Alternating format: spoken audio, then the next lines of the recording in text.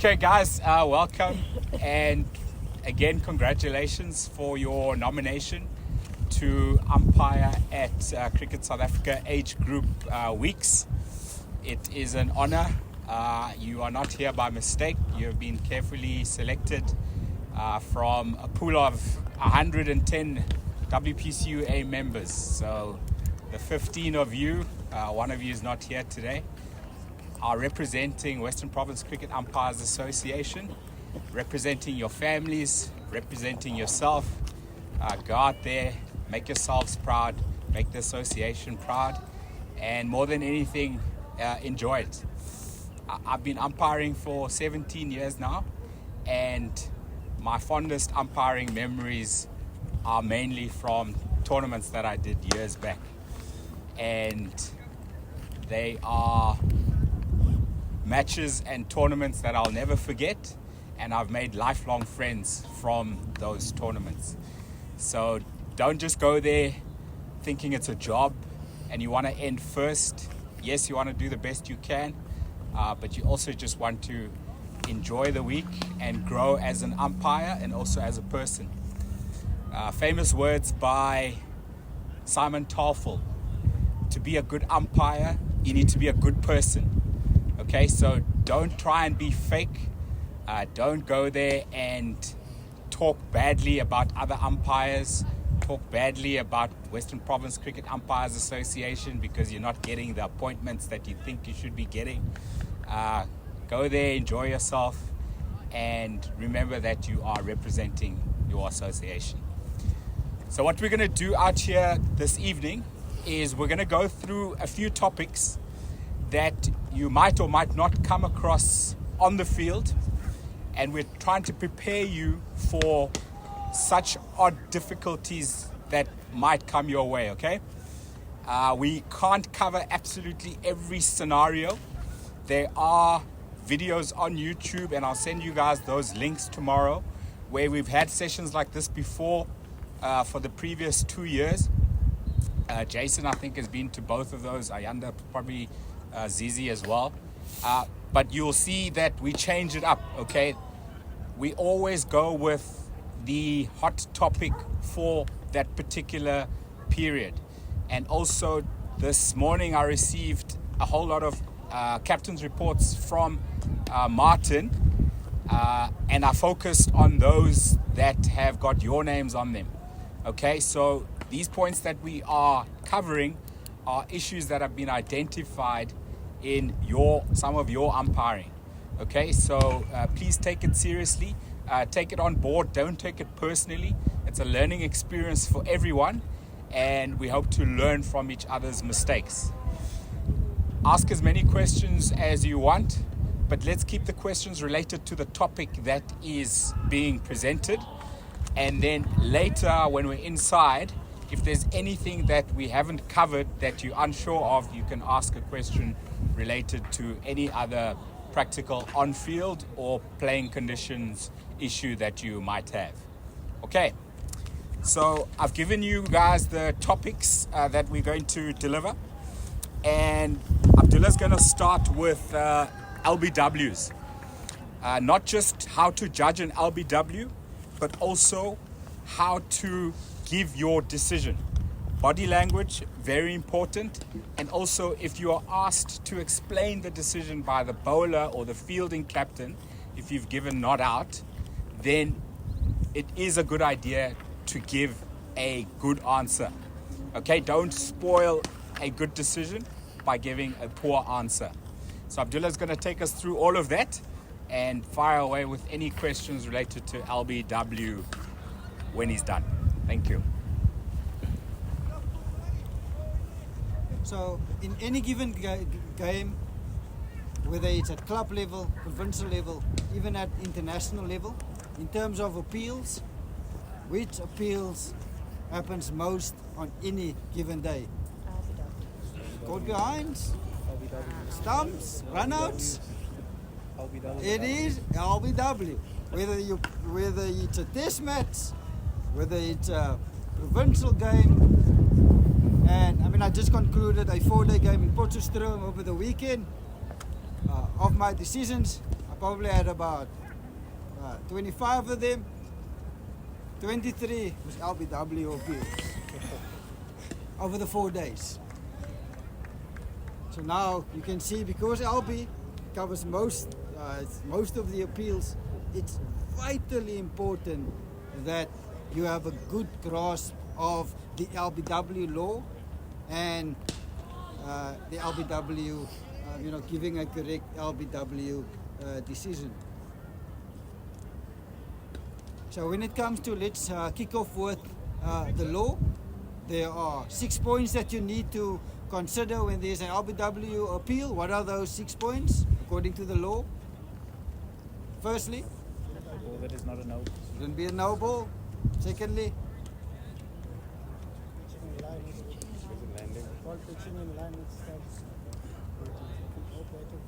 shouldn't hit the bat. Pitch on the offside or between wicket and wicket. Where does the impact needs to be? Impact needs to be in line unless there's no shot off it. And then lastly, there's that final point that you need to consider. Is it eating the wickets or not? Is it hitting the wicket? So now we've covered the law. Just to add to a few important points, especially you'll see it in one-day cricket, you see it in test match cricket these days. When it comes to the switch hit, what does the playing conditions say when it comes to or even the law say when it comes to the switch hit? Anyone?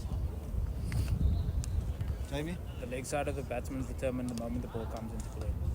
Yes. So the moment the ball comes into play, i.e. the moment the bowler takes his or her first step, and if this is and I was a right-hand batter in my playing days, this is my leg side. So the moment that bowler takes his or her first step, this will stay my leg side. Even if I decide to switch and the ball hit my left leg in front of middle stump, and if it pitched here, can the batter be given out?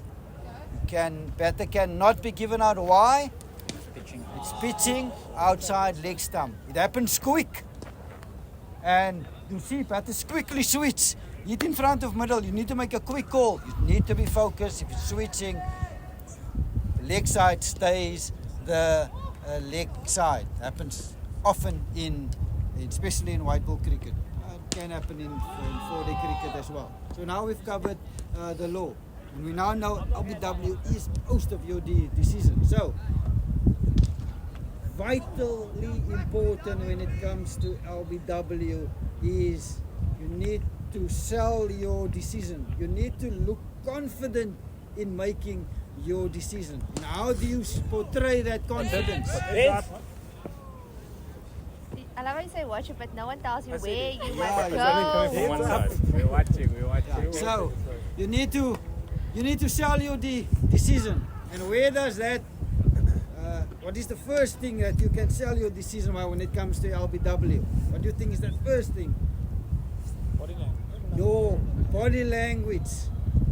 That is the first thing where you can sell your LBW decision. And we'll get to it later why it's so important to sell your LBW decision. And I'm going to give you and I'm going to simulate two decisions. So in terms of your setup, different people have different setups. This is my setup, so I prefer keeping my hands in front of me. So when there is an LBW appeal, those 6 points, according to the law that we've just covered, when there's an appeal, that split second, those 6 points goes through your head, and now you need to make a decision, whether out or whether not out. Let's go not out.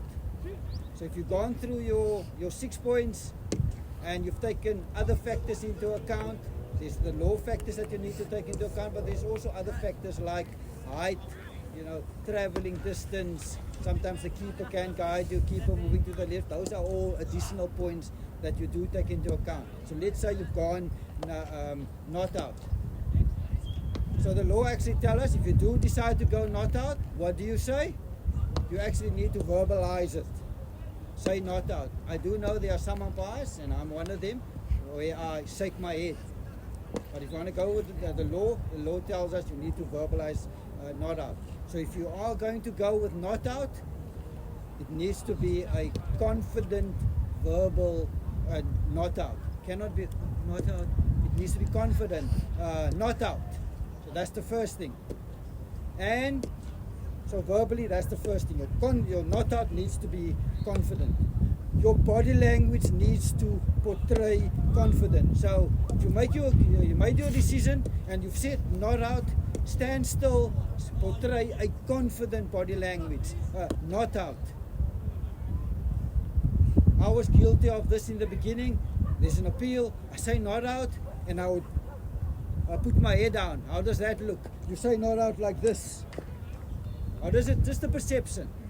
How does it look? My head is down and I say not out. Unsure. Not Can be 100% sure. Not confident. No, not confident. Even if you say softly, even if you look up and say not out. Again, just the perception. So when you do say not out, you need to confidently say not out. Keep your head up. Also, don't be on the move when saying it. Another fault that I did in the beginning. There's an appeal, and huge appeal, and I move. Head down, and I start moving. How does that? What is the perception? Avoiding it. Yeah, you're avoiding. You're nervous. You're not sure. Again, it's perception. And I'm going to tell you why it's so important with your body language and the confidence. Because if there's an appeal, you're not out, you're standing still, and everyone can see not out, you're looking confident.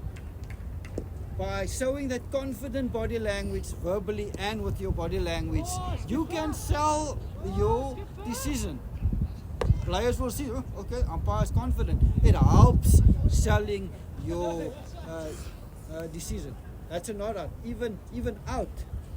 Appeal, you've gone through your 6 points, and now you're going to give out. You need to, when giving out, firstly you need to take your time. Do not rush. Again, and sometimes you do creep into it. I do go quickly, especially if it's plumb, but you take a bit of time. And it happened to me 2 seasons ago, batter on 99, played back, hit in front of middle, looked good. Bowler hardly went up, and Abdoellah's here already. And as I'm here, I hear the second sound. So what is that saying, Tom? Sound Travels slower than light. Sound travels slower than light. So I was quick, I'm here and I hear the second sound. Then I'm like, I'm standing already here, batter's looking at me, looking at his bat. Point I'm trying to make, it's too quick. Give you that split second. You don't need to make a quick decision. I'm not saying you should take a long time, but even if you think it's out, just give you that second or two before lifting your finger. Sometimes, especially if there's a second sound, comes a split second later. So by giving you that bit of time in giving out, it can help you. So give you that split second. Also, when giving out, look the batter in the eye. You're giving him or her out, look the batter in the eye. Just look at this out and tell me what you think. There's an appeal. I made my decision. I think it's out, and I do this. How does that look? What is the perception? Not sure. Not sure. Nervous. Just want to get it over and done Yeah, with. get it over and done with. Not even move. Let's not even move. Let's say I do this, or even this. Just the perception. Compared to there's an appeal, and you've now given out, and you do this and you look the batter in the eye. Stand still, lift your finger, look the batter in the eye. You're selling your decision with confident body language. So that is the message I want to bring across. Yes, Tom. can I just say, Abdoellaah, like, yes, give the guy out and look him in the eye. And also, as he starts walking, keep an eye on him. Because he might do something in showing dissent. Okay? So keep an eye on him until he's off the field. Because there might be a reporting that needs to happen. And too often, the umpire didn't hear it. The umpire didn't see it. Not good enough, guys. We need to be vigilant, especially when we've just given a batter out LBW. Keep an eye on him or her until they're off the field. Good Thank point you. that Tom just made, and it happened to me before. So, giving the batter out, looked him in the eye, and taking out my card, to write the wicket. But while writing down, the batter did something, and I didn't see it. It's exactly your point. I was asked about it. I was busy writing, and I didn't see the dissent. Very good point that Tom's made. So just to sum up, confident body language, it helps selling your decision. Stand still, look the batter in the eye, follow the batter. Don't move, don't give decisions on the move. Just the perception, it looks, you're nervous, you're not sure. Stand still when making that decision. So confident body language. But now your LBW decision doesn't end there, because there will be times that captains or bowlers are going to come and ask you why you've given a not out, especially the not outs. So when you get asked, I don't shy away. I obviously had a reason why I gave a not out. So now it's important that when you do going to give a reason, it needs to be I would say a valid reason. You cannot have the scenario where, let's say, the batter play here, the ball hits the batter here, and it ricochets to point. Bowler asks you why, and you say it's going down leg. Yes, it is not out, but the reason you're giving now, what did you say earlier? You're spoiling a good decision with a bad reason. You're spoiling a good decision with a bad reason. So when you do give a reason, it needs to be a good reason that makes sense. So I don't shy away from giving the bowler a reason if the bowler comes to me. But the bowler needs to come to you. Don't now go look to give a reason to try to justify why you gave it out or why you gave it not out. So what I'll do is, when I do say not out, I'll portray that confident body language. I'll stay here, I'll stand still. And if the bowler comes past me, the bowler needs to ask you. I'm not going to go to him or her and try to justify why.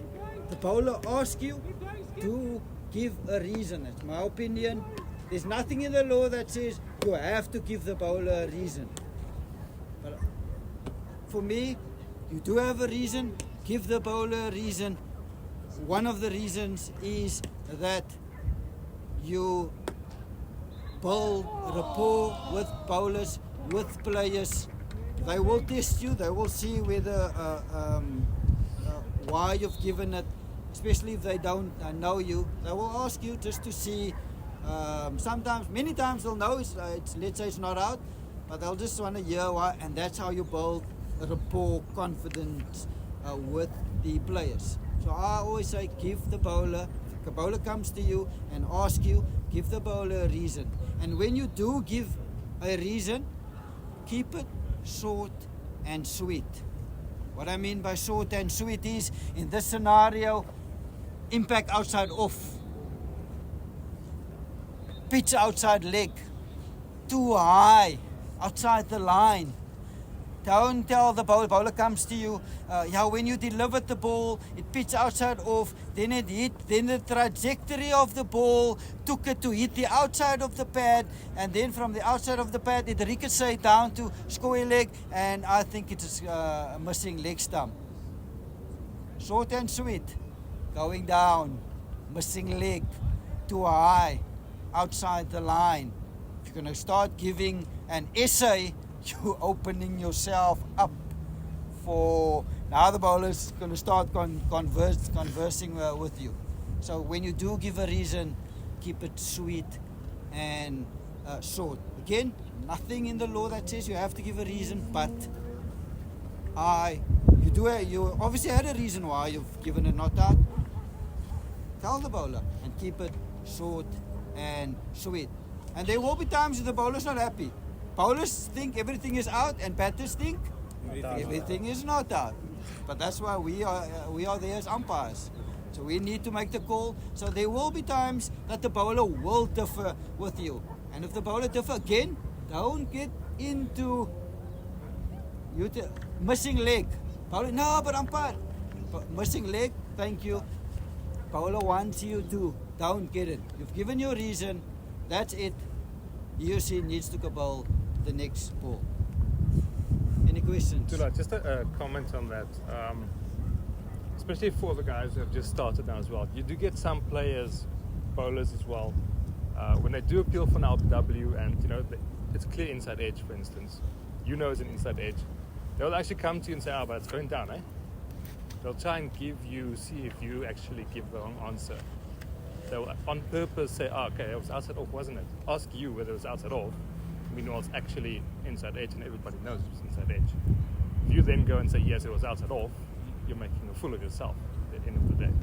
Yes, that is how players, especially if they don't know you, they will test you. They will see what you say, and they will come with these other reasons just to hear what you say. And that's a good point that Verlin is making. So when you do give a reason, please, it obviously needs to be a good reason.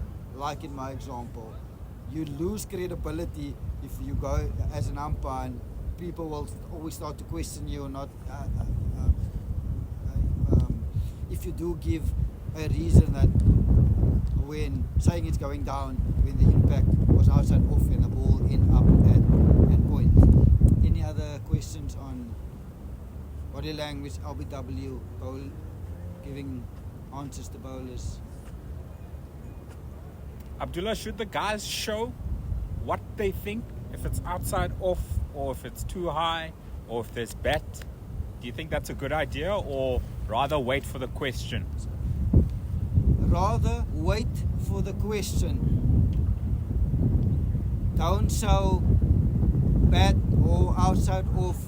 Wait for the bowler or the captain to come and ask you. And if they ask you, you obviously had a reason. And then only after asking you, then you give your reason. Whether it's bat, whether it's too high, whether it's outside the line.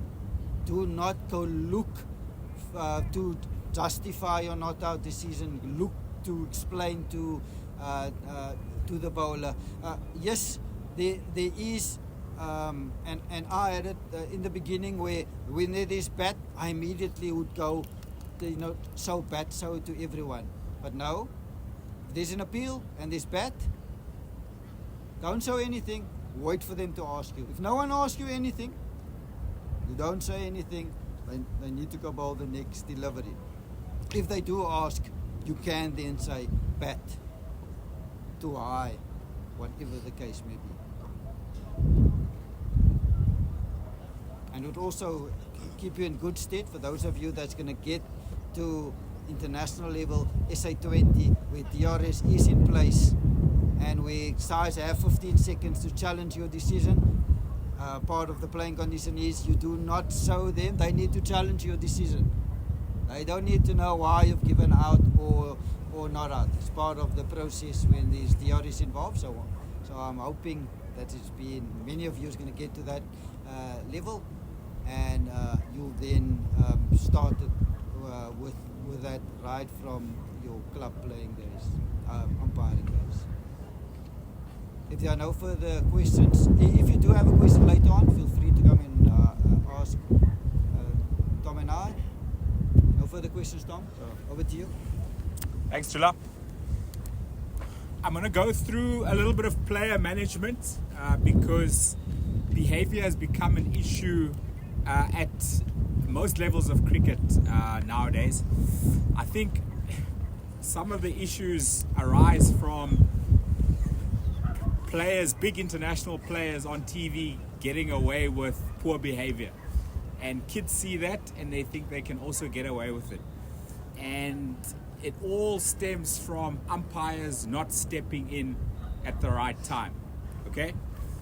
One of my biggest pet hates is when a bowler beats the bat and he all of a sudden, his follow through is twice as long as it normally is, and he ends up in the face of the batter. Okay? There are two problems there. First problem is a bowler is not allowed in a batter's space. And we can define the batter's space as a 5-meter radius all the way around him. Okay? Obviously, a wicket keeper standing up to the stumps belongs there as a fielding position. But nobody else should be that close. Even short fielders need to be at least off the pitch. So now when a bowler follows through into a batter's space, he or she can say stuff to the batter that the umpires won't hear. Okay? And that's where problems are going to start, because swearing is going to come in and all hell is going to break loose if we don't intervene. So you as umpires, you are a team in making sure that things don't get out of hand. Okay, so as soon as you see a normally fast bowler walking up or running up to a batter, I want to see the strikers and umpire as well as the bowlers and umpire walk closer to the action. And for everybody, not only in the field but also outside the field, to see that you are intervening, I want one of you or both of you to point away. So, and while you point away, you say to the bowler, get out of the space of the batter. Quite often you find fielders as well. First slip, second slip, point fielder, cover fielder, they love crowding the batter. As soon as you see them crowding the batter, you walk in from square leg, you walk in from the bowler's end, and you show everybody to go back to their fielding positions, and they can chirp as much as they want from their fielding positions. Okay, that way you'll be able to hear what is being said. And obviously, we don't allow swear words directed at the batters. Ideally, no swear words at all, but we do understand that players get frustrated, and if a bowler bowls a bad ball and it's hit for 4, we do allow him or her to scream a swear word. Just chat to the bowler and say, bowler, if it was too loud, bowler, don't let your swear word be heard outside of the field. Okay? Because then we're going to have to report you. Simple as that. Again, keep those conversations short and sharp. Don't engage into a full two-way conversation. You just let him know what he can and can't do.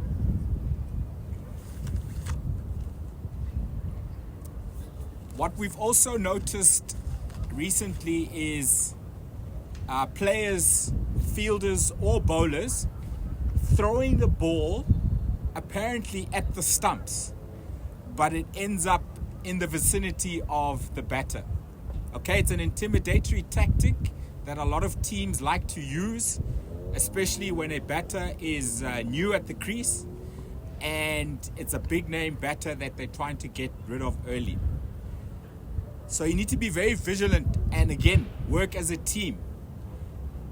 If a batter hits the ball straight back at the bowler, is that bowler allowed to throw at the stumps to try and run the striker out? Yes, no, yes, no. Obviously it's conditional, right? Ace? If the bowler can see that the bat is out of his ground, he can throw. Correct. So that is Throw the stumps, not to the that is the key scenario to look out for. Has the batter left his or her crease? And who's in the best position to see that? It's the strikers and umpire. Okay? So it's as soon as a throw is made, whether it hits the batter or not, you as the strikers and umpire can say to the bowlers and umpire, yes, he went out of his crease. Okay, then it's fine. If the striker did not leave his or her crease, then the strikers and umpire, you don't need to come together. If the bowler hasn't hit the batter, you don't need to come together. Don't need to cause a scene. But then if the throw was made and the batter at no time left his or her crease, then the strikers and umpire can say no, did not leave the crease. Okay? And then the bowlers and umpire, when the bowler walks back past the bowlers and umpire can say, bowler, the batter did not leave his or her crease. If you had hit the striker with that throw, that is a level 2 offense, and you could be suspended for the rest of this tournament. Okay? So those are the kind of messages you can relay to the team to make sure that such behavior is not repeated. And the earlier you step in, the better. Because we found in lots of captains' reports, not just this season, but previous seasons as well, is that the umpires were not strong enough. They did not handle the matter when it was still small, and that's why it escalated and spilled over. Okay, so you don't need to be a policeman, but we've all played and watched enough cricket and hopefully umpired enough cricket to know when there is needle in the game. And as soon as there's needle in the game, you as an umpire need to make sure that it does not escalate. Okay? So walk in from square leg, walk in from bowlers in whenever fielders or bowlers are encroaching into the batter's personal space. And if there's a continual chirp by the wicketkeeper standing up to the stumps, you at striker's end need to come as close as you can to be able to hear what that wicketkeeper is saying. Okay? And if you suspect that he's swearing at the striker, at the end of the over, when you come in from striker's end to come to bowler's end, you just have a quiet word with the keeper saying, keeper, please keep it clean, otherwise we're going to have to report you. Okay. There's a fine line between being a policeman and a good umpire who is vigilant of any wrongdoings by players. You don't want to be seen as overly pedantic and a policeman that is arresting an innocent citizen. We like to be a principal of a school. You only go to the principal's office if you've done something wrong.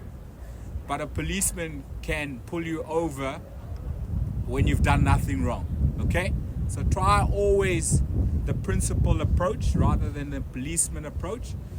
But most important is not to let events escalate by nipping them in the bud early. Does that make sense, guys? I don't have any other specific examples except for the bowler coming at and the fielders coming at the batter and the wicketkeeper talking excessively to the striker.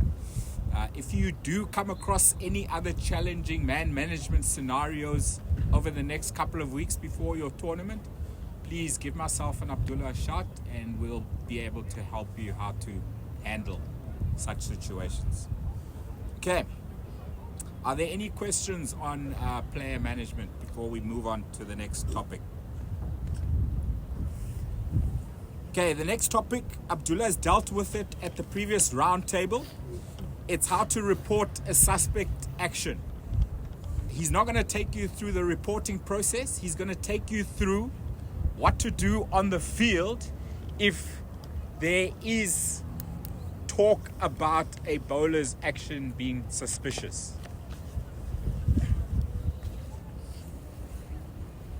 So when it comes to a suspect action, I've mentioned in our training at the round table, and I'll just mention it again. Because the playing condition allow for the elbow to extend not more than 15 degrees, and I've said it, and we had a Dr. Talib at our round table many years ago confirming that with the naked eye it's not possible for us to see whether the elbow's extension is more or less than 15 degrees. They need to go to one of the accredited centers. They need to have all those gadgets on them, and with all those cameras, that's where they can pick up whether there's elbow extension of more than 15 degrees. So now, because with the naked eye, we cannot judge it.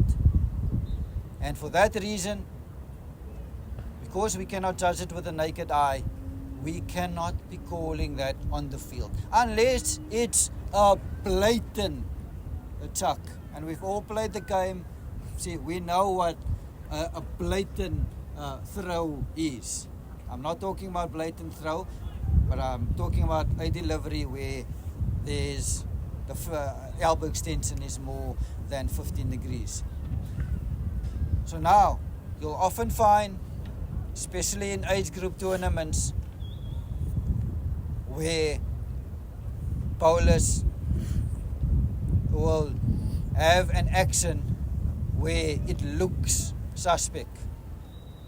You'll often find, and if there is the action looks suspect, you'll have batters in your ear, you'll have coaches, captains in your ear about the action.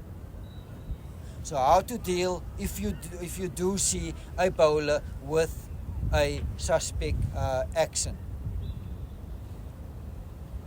So when you get to your tournament, there will be umpire managers.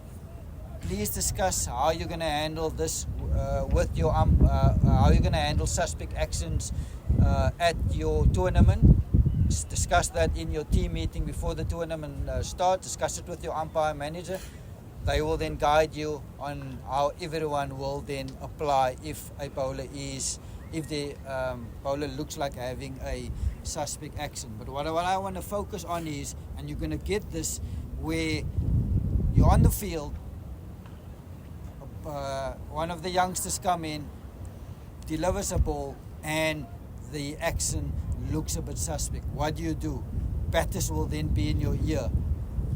At age group tournaments, lots of parents around. I've heard parents out from the stands. They'll tell you their view. Whether it's a suspect action, whether it's a LBW that you gave, you will hear it from the stands.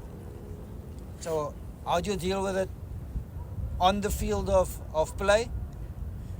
Here you need to work together as a team. If both umpires, and usually your strikers and umpire is in a better position to watch the action of the bowler. And the bowlers and umpire, sometimes you can pick up out of your peripheral vision that the action do look a bit suspect, but your strikers and is in your best position.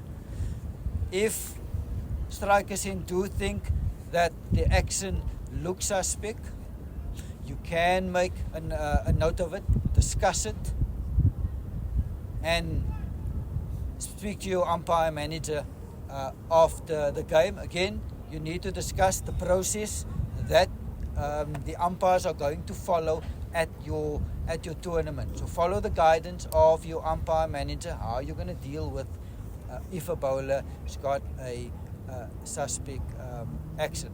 But on the field, if you do have a batter in your ear, or if what do?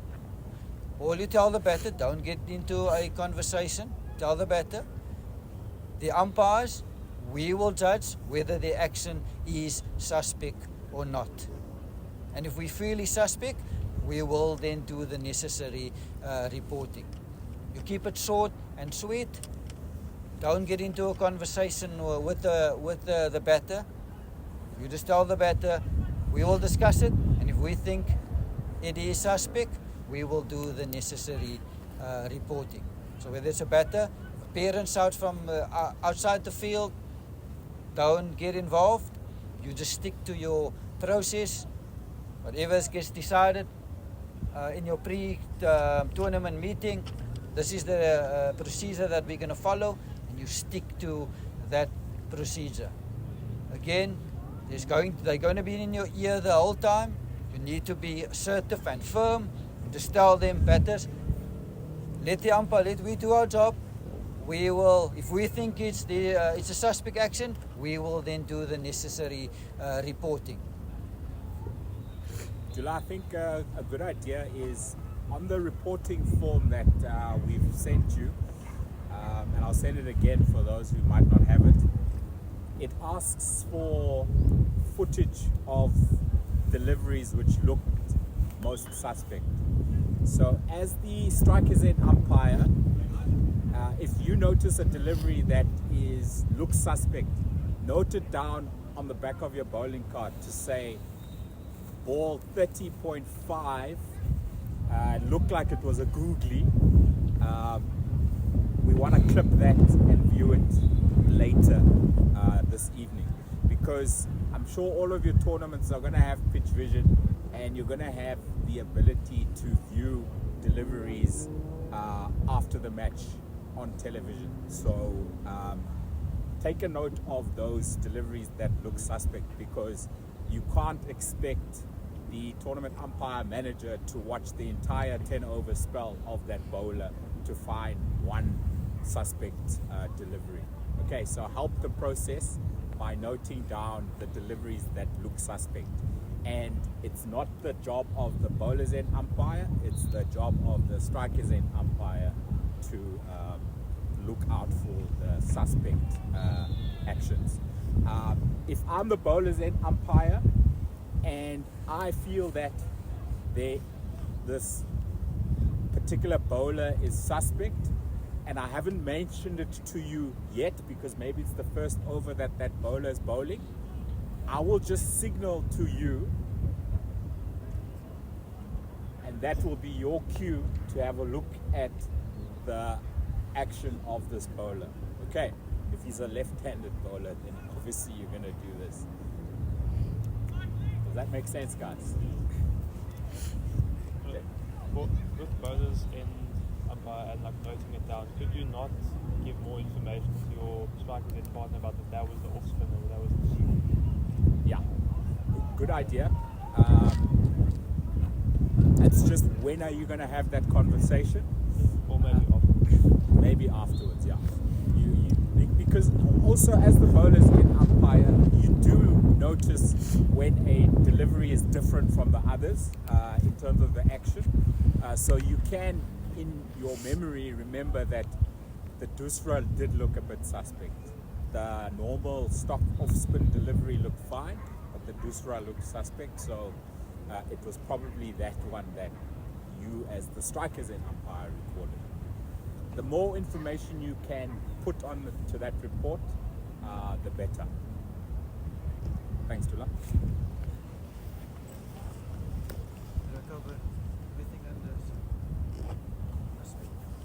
Yeah. Any questions on suspect bowling actions and how we treat them on and off the field? Happiness. Okay. Now myself and Abdoellaah are going to go through scenarios where, again, we need to act as a team to help make decisions. Quite often, catches low to the ground are difficult to judge. So you, as the bowler's end umpire, are going to need help. Sometimes you're standing at bowler's end and the batter nicks off. We all hear the nick. That's not the issue. The issue is, has it carried to first slip? And the bowler's follow through is blocking your view to be able to confirm that a fair catch was taken. So what do you do in that scenario as the bowlers and umpire? Any ideas? Jamie? Call and signal dead ball, and then consult your partner. Call and signal dead ball and consult with your partner. Just collect the ball first. Collect the ball first. Well done. Abdoellaah? My view was obstructed by the bowler. I couldn't see if the catch was cleanly taken. I'm happy that there was bat. Please, can you tell me what you saw from your angle? Yes, Tom. The catch was clearly taken. Ball carried. Ball carried. Thank you. Having received this information, I'm happy to give the striker out. Do I need to go back to my position behind the stumps at bowler's end? No, I don't need to. I can give the striker out from my position. Abdoellaah? You just saw this scenario now, where we weren't sure, we consulted, textbook. No issue with this type of scenario. But I'm going to sketch another scenario to you, and I want you to compare the two scenarios, and just tell me which scenario looks the better scenario. So now, important when it comes to teamwork, important aspect of teamwork is the conversation that happens before the game starts. What do the two umpires usually chat about before the game starts? They discuss their various signals. What are they going to show? There's nothing worse than you look at your partner and your partner shows this to you. And you look and you see this and like... Where's the guidebook? But if in your pre-match discussion, if your partner said to you that this is my indication that I showed that I'm 100% convinced that it made contact with the bat. So if you see, I'm just using an example. You can use this as well. I'm just using an example. The point I'm trying to make is, in your discussion, you need to, your pre-match discussion with your partner, discuss these signals. Yes, this is bad, or this is bad. Discuss these signals. Discuss leg by. Discuss below waist height, whatever those pre-match signals are. And part of that pre-match discussion in terms of signals is whether the ball carried or not. And what is usually the signal that you'll show with that the ball carried? This is usually your signal that the ball carried. So now, I'm going to sketch the scenario to you, the other scenario. So there's an appeal, bowler's in, goes to slip, edge, clear edge, bowler blocking my view, and I'm not able to see whether the catch's taken or not. I look to Tom, and what does Tom show me? Tom shows me this. And after Tom shows me this, I do this. From behind the bowler's head. Now compare the two scenarios. Which one is much better? The second one. The second one. There's nothing wrong. It's a textbook. It's a textbook scenario, the first one. You get together, you discuss, and you give your decision. We've often seen it on TV. It happens, textbook scenario. But all I'm saying is, especially if you're 100% sure, it looks so much better. Because many times, if you now do get together to discuss it, what is the perception that the players get if the two umpires gets together? Perception is that there is doubt. That's why you're getting together. Even if it's not the case, we're just getting together to consult. He's asking me my opinion. But the perception from players, coaches, everyone, I think there's doubt. That's why they're discussing this. So the point I'm just trying to make is, have that pre-match, especially with the ball carrying. If your colleague is 100% sure, giving you the sign, you can then give it out.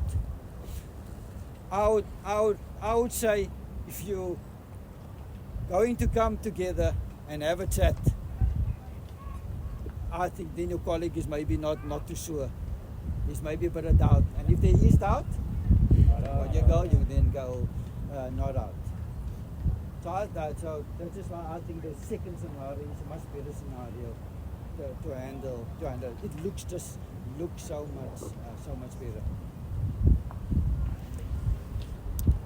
Mawande, can I ask you to put on the wicketkeeper's gloves, please? And then Abdoellaah, if you can go back to your position at strikers and umpire. And Mawande, if you can be the wicketkeeper. And I need somebody just to throw the ball to Mawande, please, from cover. Thanks, Ace. So we had a run out on this very ground 2 Saturdays ago, where you can come closer, Ace. I don't want my phone being thrown by the ball. We had a situation where throw came in from wherever, and the wicketkeeper took the ball, but before he took the ball, his pad brushed the stumps, Mawande. So I just want you to break the stumps as you take the ball, exactly like that. And then he broke the stumps with his gloves, and the batter was far out. Okay. Mawande's position is blocking Abdoellah's view of the breaking of the stumps. Okay, so what should Abdoellaah do in that situation? Remember, the batter is 2 meters out. So the issue is not whether the batter has made good his ground or not. The issue is whether the wicket was put down fairly.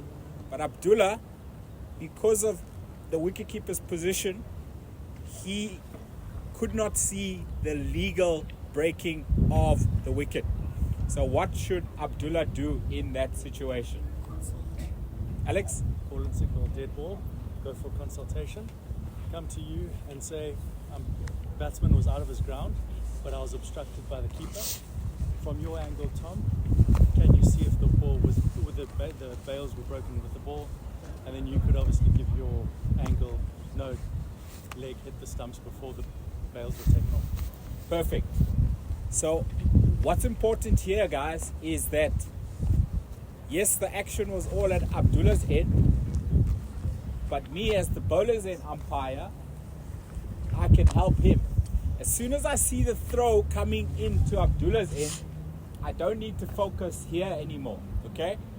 I can help Abdoellaah out by checking that the wicket is fairly broken, because quite often the wicket keeper is going to be in the way of the striker's end umpire. Okay, so if Abdoellaah didn't call and signal dead ball to consult, I can step in. I can start walking towards Abdoellaah and telling him, "Come, Abdoellaah, I need to talk to you." Okay, because he might not have been aware that the wicket was broken before the bails were taken off for us, or at least attempted to be broken for a second time. So Tom, say Yes. for example, Dulla gave it out. You clearly saw what happened. Could you now speak to Dulla and reverse that decision before the batsman walks off, or does that look bad? Yeah, so that doesn't look great. You want to be proactive and try and intervene before your partner gives the decision. However, it does all happen very quickly. Okay, so what you can say to him when you come together, as you do when a wicket falls, is, Abdoellaah, I'm 100% sure that the wicketkeeper broke the stumps with his leg before taking breaking the wicket again, not correctly, for the second time. Do you want to consider changing your decision? And it's up to Abdoellaah to decide whether he is going to change his decision or not. You cannot force him to do so as the bowler's end umpire. You can merely suggest it. Okay. But for me, the most important learning point of that incident was that the bowler's end umpire could and should have intervened. Okay.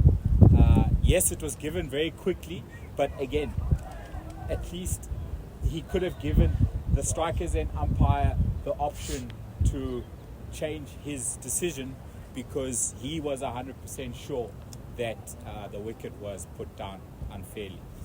Okay, not easy, but if you're alert, and also if you have that trust between two of you as umpires, then you can help each other to get those decisions correct. Okay, last topic outside is the duties to be performed by the bowler's end umpire at the end of an over. Can I ask you to take the bank away from me a little bit, yeah, but still facing everyone. So there's a few things that need to happen when we are calling over as the bowler's end umpire. And you can't run away from your position as soon as you call over. Okay? Any suggestions as to what I need to do as soon as I call over? There's a few things that I need to do. PT? Pitch patrol? I need to pitch police. I need to make sure that the wicketkeeper slips, the batters, nobody is walking on the pitch. The batters need to have their little meeting off the strip, and anyone walking from that side of the pitch to this side of the pitch also needs to walk outside of the 3.05 meter width of the pitch. Okay? Some of them say, yeah, but I'm not on the danger area. It's not about the danger area. It's off the pitch completely. Okay? So you need to wait as the bowler's end umpire from the time that you call over until your striker's end umpire has got to his position at bowler's end before moving towards your position at striker's end for the next over. And what looks amazing is if the two umpires, when they're both at their positions, nod or thumbs up. From the outside, that is the most magic piece of teamwork that is visible to any observer. Okay? So try get into that habit. It also is just keep going. All the best for the next over, you know? It's got so much value, that little nod or thumbs up to your partner before you move. What else do I need to do? Keep an eye on the ball. I need to keep an eye on the ball. Good. Very good. If you ever suspect any foul play with the ball, just ask whoever's got the ball to give you the ball. Okay? You do that once or twice in a game and you'll never have anyone scratching the ball. Okay. I'm showing you what else I need to do. I need to fill in my bowling card. Okay. Some people fill in their bowling card on the 5th delivery when they're at bowler's end umpire. I don't recommend that, because especially when a spinner is bowling, you could not have enough time. Okay? So what I suggest is you don't fill it in while you're pitch policing. Why? Because like Abdoellaah missed what the batter did when he gave him out LBW and he wanted to fill in his card. You might miss something. You might miss some argy-bargy when the wicketkeeper is walking past the batter and says something that he shouldn't say. Okay? So finish your pitch policing without writing.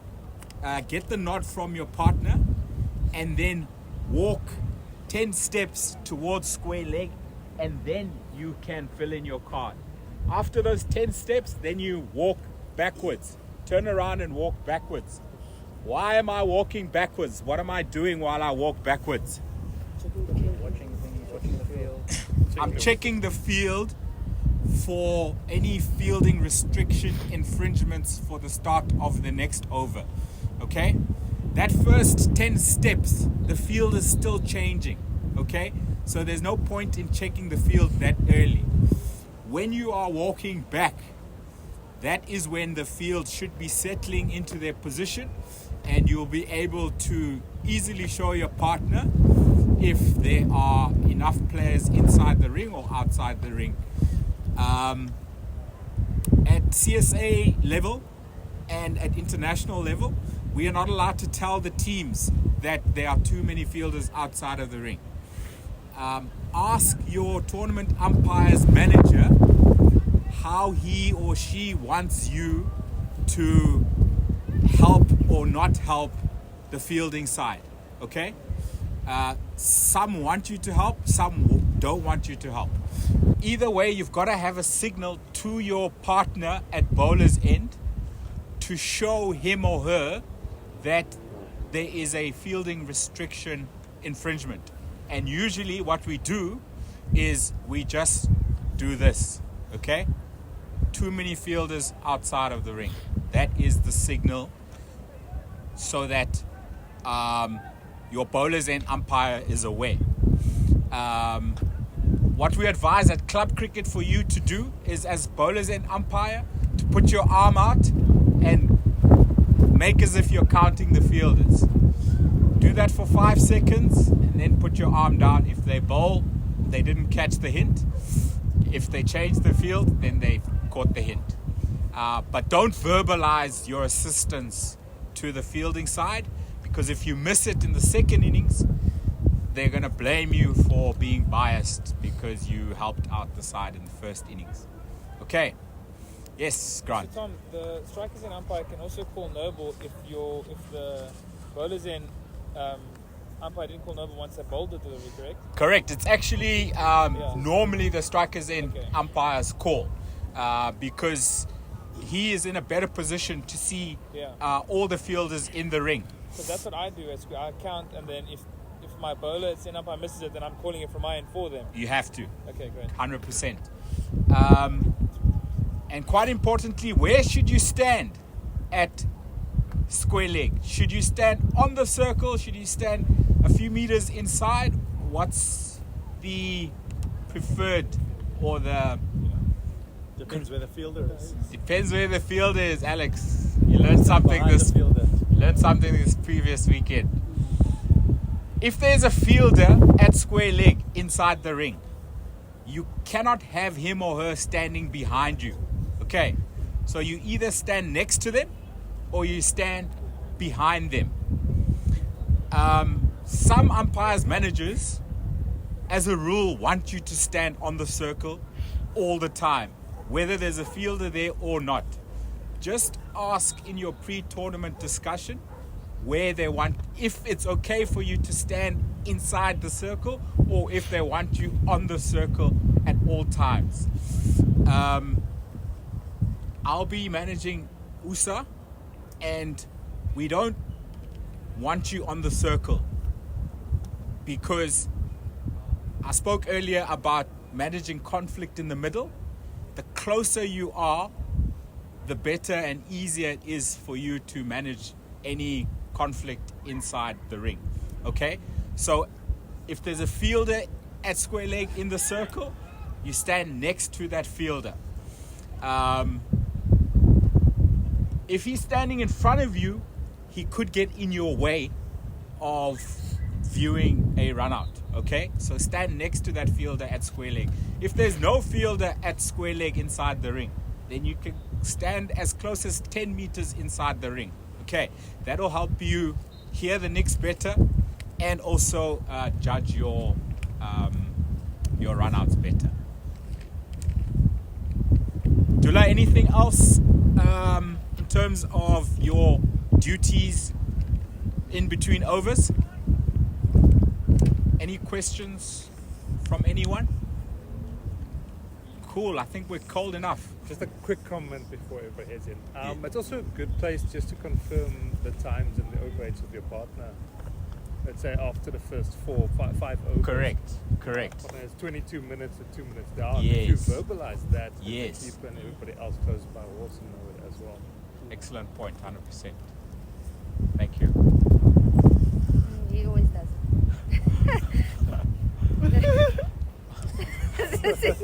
Whole day.